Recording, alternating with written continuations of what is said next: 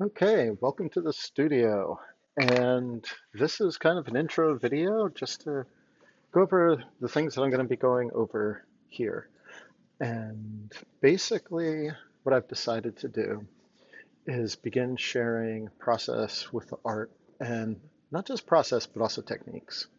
So you'll be able to actually see the supplies that I use, the methods that I use, um, the approach, and you'll start to see how things come together. So if you want to do this on your own, or if you're curious about how these things are done, you can actually get a feel for, what are the supplies? I almost said ingredients, but what are the supplies?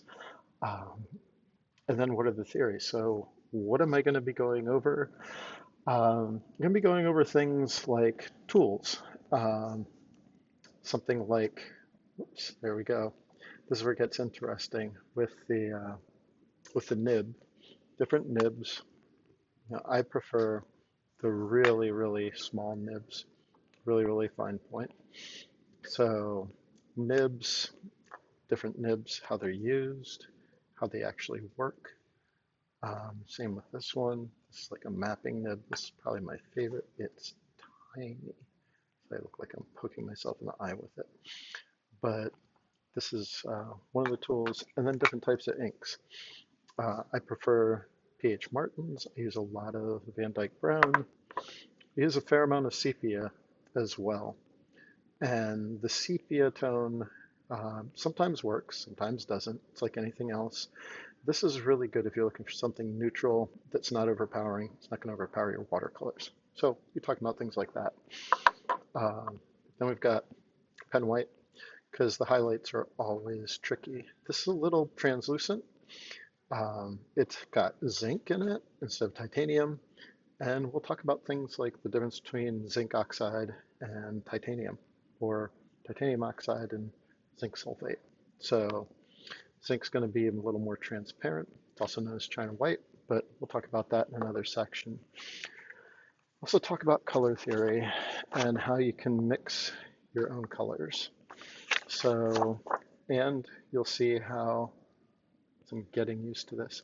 You also see how different companies with their watercolors are going to give you different results.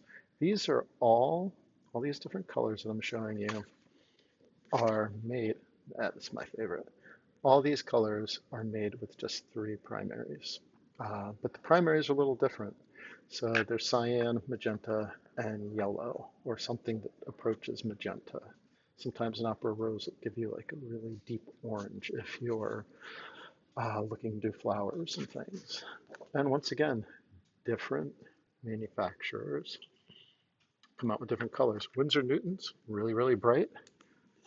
This is mixes from one of my friends that decided to hook me up with some really optically bright colors.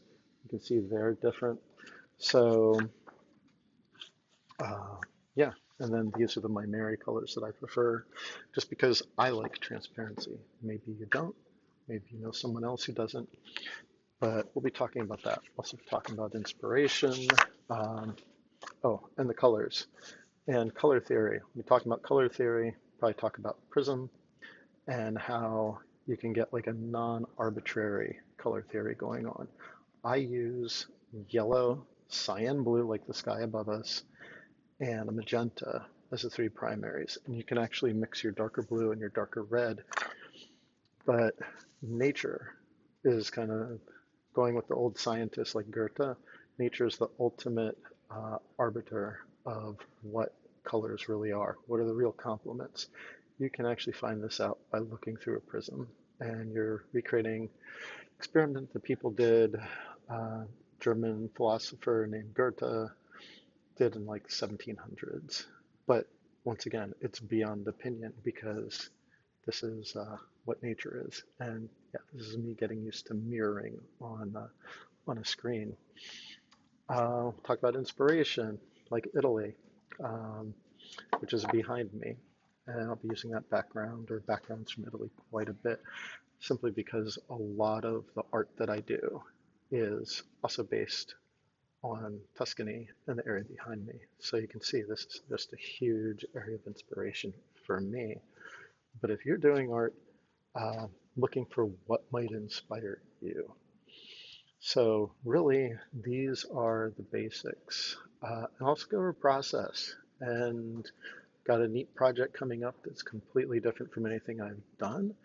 But once you have the foundations, if you're using archival materials, if you have a good grasp of color theory and how to mix your colors and how to actually get a wide variety of colors from just a few, then you can kind of match anything. And we're going to do this experiment over the next week or so with something that's an antique that needs some restoration, but that they're not worried about the antique value. So I'm going to use modern materials that are archival, and that'll be the next video, most likely.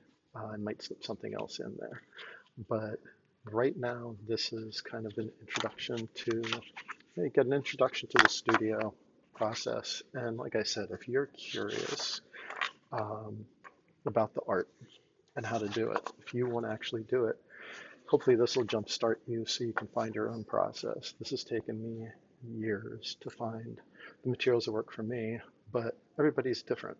So for these, I've pulled from like manga artists, things like that, and try to use good quality ingredients, like invest in good quality, because if you use poor quality ingredients, less pigments, things like that, or that aren't archival, that aren't light fast, you're gonna, or the colors aren't as pure, you're gonna get used to mixing things that um, you're gonna mix colors in a different way than you would with pure pigments.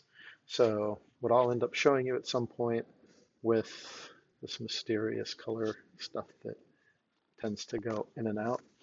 Um, there we go. And it's there. So this you can use for anything. And I've even used it, I've just used this with watercolors, I've used it with inks. And I'm going to start using it with acrylics on this next project. So the restoration project, which the primer for that's drying. But like I said, I'll be talking about the supplies for that, the process for that in the next video. But this is just a general intro to the studio. And then why am I doing this? Because I believe we need more art. You need more, traditionally, from a classical perspective, there's this idea of art tied to beauty. And, who doesn't need more beauty in their life? So talk about that more later.